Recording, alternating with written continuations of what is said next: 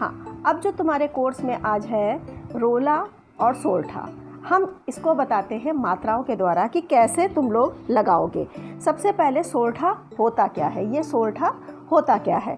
सोरठा क्या है, ये दोहे का उल्टा होता है। ये दोहा जो तुम लोगों ने 9th में पढ़ा उसका ठीक उल्टा होता है।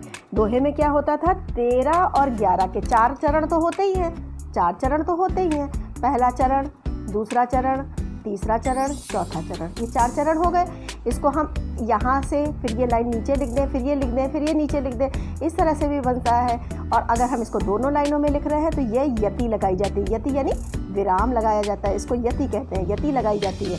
इसमें एक चरण की जो मात्राएं होती हैं ये अलग गिनी जाती हैं, इस चरण की मात्राएं अलग गिनी जाती हैं। इस तरह से ये मात्राएं इसमें गिनी जाती हैं।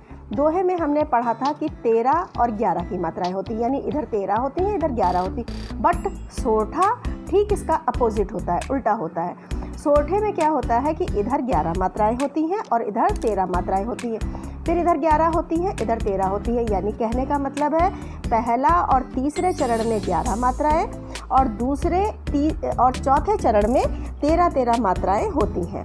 ठीक है, अब जैसे हमने यही है सोरठा जो लिखा है, जो सुमिरत सिद्धि होई, जो में ओ की मात्रा लगी है, ठीक है, गुरु की लगाई।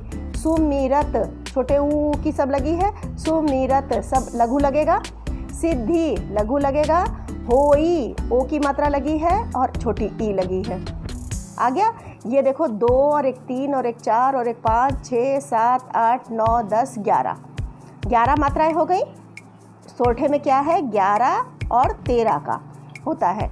इधर देखो दूसरे चरण में सब में जो है लघु लघु, यहाँ दीर्घ लगेगा, गुरु लगेगा, यक, फिर कविवर, वदन। तो ये सारे में मात्राएं हैं। मात्राएं काउंट करो, 1 2 3 4 5 6 7 8 9 10 11 12 13 मात्राएं हो गई। यानी यहाँ पर हमारा सोरठा है। स्पष्टीकरण में यही लिखोगे कि पहले और तीसरे चरण में 11 मात्राएं हैं और दूसरे और चौथे चरण में 13 मात्राएं हैं, अतः यहाँ सिद्ध होता है कि यहाँ सोरठा है। चलो दूसरी लाइन भी देख लो।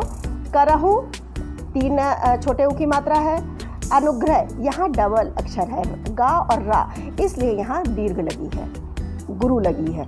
ठीक है, सोई ओ की मात्रा लगी है, इसलिए वो लगी है। इसमें भी कंबाइंड अक्षर है, संयुक्त मिला हुआ अक्षर है। धा और दा, इसमें आधा था पर इसमें धा और आ इसमें कम लो है, तो इसलिए ये मात्रा लगेगी।